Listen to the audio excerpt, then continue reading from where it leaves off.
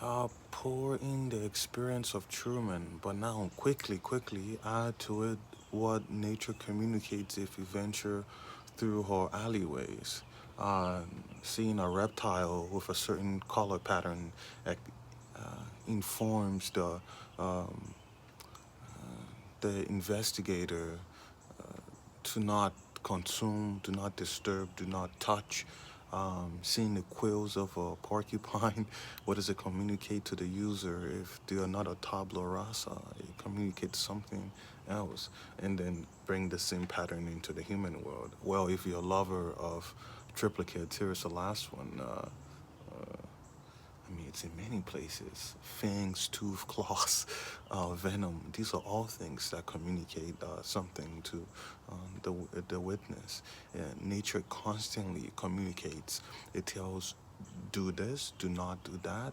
Look at the shape of a fruit, its color, its perhaps its pheromones for animals now, and attractants or beauty if you were to see it in the fruit in its color pattern in its shape and ultimately in its taste but from the outside without engaging it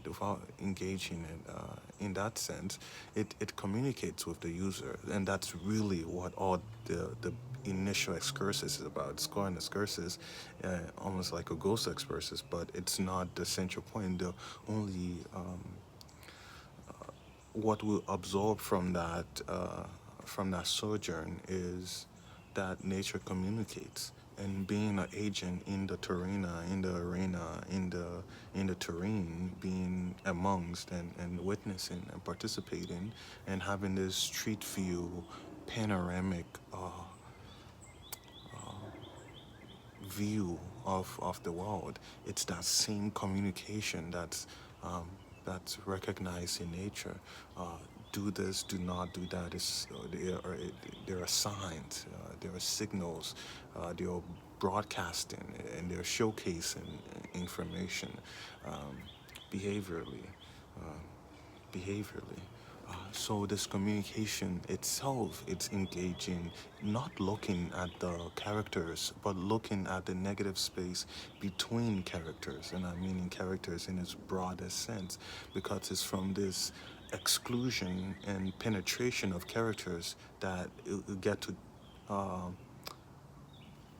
feel the palm of Christ, that you get to examine it like Thomas did, to actually have another level of recognition.